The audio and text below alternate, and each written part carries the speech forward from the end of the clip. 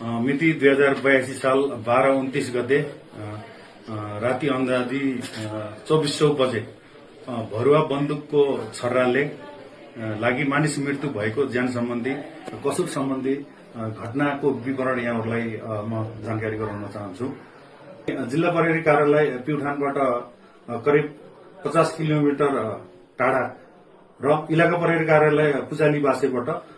17 kilometre कच्ची अप्ठ्यारो motor बाटो रहेको छ। सूचना प्राप्त पश्चात तत्काल इलाका प्रहरी कार्यालय पुजालीबासेबाट असै साहबको कमान्डमा 3 जना प्रहरी एम्बुलेन्स सहित घटनास्थलमा पुगेपछि घाइते 2 जना र अन्य 2 जना गरी 4 जनालाई प्रहरीले उद्धार गरी घाइते 2 जनालाई उपचारको लागि प्युठान जिल्ला अस्पताल बिजुवारतर्फ पठाइएकोमा निज घाइतेहरू जिल्ला प्युठान नौबैनी गाउँपालिका 4 खबाङ बस्ने वर्ष 19 को सुशील परियार अवस्था गम्भीर र गौमुखी गाउँपालिका 4 वाग्लीबाङ बस्ने वर्ष 18 की एक बालिका, उहाँको चाहिँ बालिकाको नाम हामीले गोप्य राखेका छौं, अवस्था सामान्य रहेकोमा निज घाइतेहरूलाई तत्काल थप उपचारको लागि लुम्बिनी सिटी अस्पताल बुटोलतर्फ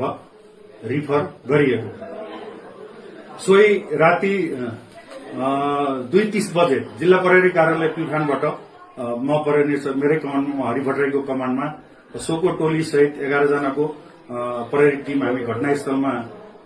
बिहान करिब 6:45 बजेको समयमा हामी त्यहाँ पुग्छौं र पुगे पश्चात प्रारम्भिक अनुसन्धान कार्य शुरू हुन्छ र घटनास्थलमा एक थान नोकिया किप्याड मोबाइल फोन फेला पारी शंकित व्यक्तिको पहिचान सोही मोबाइलबाट हुन्छ र उक्त व्यक्ति गौमुखी गाउँपालिका 4 खलबाङ बस्ने वर्ष 27 को विक्रम केसीलाई नियन्त्रणमा लिई सोधपुछ गर्दा निज व्यक्ति सोही दिनको साँझ करिब 8 बजेको समयमा आफ्नो सहोदर भाइ विश्वास केसी एजन बस्ने वर्ष 19 को रवि केसी एजन बस्ने वर्ष 15 को एकजना बालकको नाम गोप्य राखिएको छ सहित 4 जना भई सोही गाउँको जुपाल सामुदायिक वनमा शिकार खेल्न भनी गएकोमा अन्दाजी रातको 1100 बजे शिकार गर्दै गर्दा घर फर्कने क्रममा जुपाल सामुदायिक जंगलको गाउँतर्फको चौरको छेउमा रहेको खर्सुको रुखमुनि बनमाराको झाडी हल्ली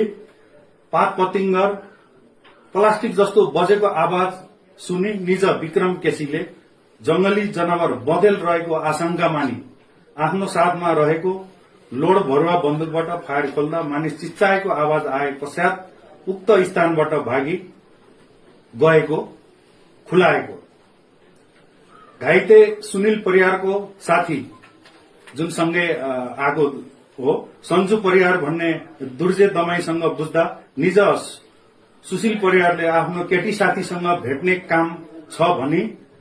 दुर्जे दमाईलाई साथमा लिई नौबैनी गाउँपालिका 4 खबाङदेखि करिब 3.5 घण्टा पैदल बाटो हिँडी घटनास्थल गौमुखी गाउँपालिका 4 वाग्लीबाङ स्थित जुपाल सामुदायिक वनमा पुगेपछि निज सुशील परियारले आफ्नो केटी साथीलाई फोन मार्फत सम्पर्क गरी भेट्न बोलाउँदा निज केटी साथी सहित 2 जना भई सोही वनमा आएपछि बेलुका अन्दाजी 7 बजेतिर भेट भई जंगलको झाडीमा कुराकानी गर्दै गरेको अवस्थामा सोही रातको अन्दाजी 10:45 बजेको समयमा जंगल तर्फबाट केही व्यक्तिहरूले निजहरू बसेको ठाउँतर्फ लाइट बाल्छ अनि निभाए पश्चात बन्दुकबाट फायर खोल्दा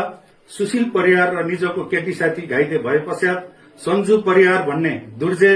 दमाईले घाइतेलाई रेस्क्युको लागि जिल्ला प्रहरी कार्यालय प्युठान खलङ्गामा सम्पर्क गरेको भनी बुझिएको।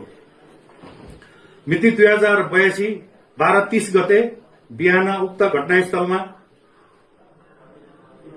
तथा विक्रम केसीको घर गोठ खान तलासी गर्ने क्रममा एकनाल खिया लागेको पुरानो भरुवा बन्दुक र निज विक्रम केसीले घटनामा प्रयोग गरेको घरदेखि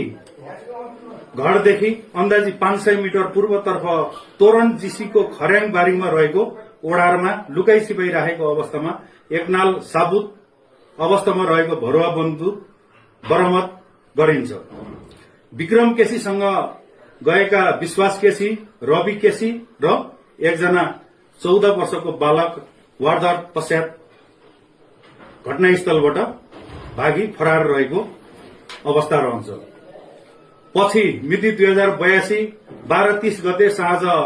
19:57 को समयमा निज घाइते सुशील परियारको उपचारको क्रममा लुम्बिनी सिटी अस्पताल बुटोलमा मृत्यु भएको र अर्को घाइते बालिकाको सोही अस्पतालमा उपचार भइरहेको र निजको स्वास्थ्य अवस्था खतरामुक्त रहेको अवस्था छ। विक्रम केसी सँगै गएका विश्वास केसी, रवि केसी र एकजना 14 वर्षको बालकलाई खोजतलास गर्ने क्रममा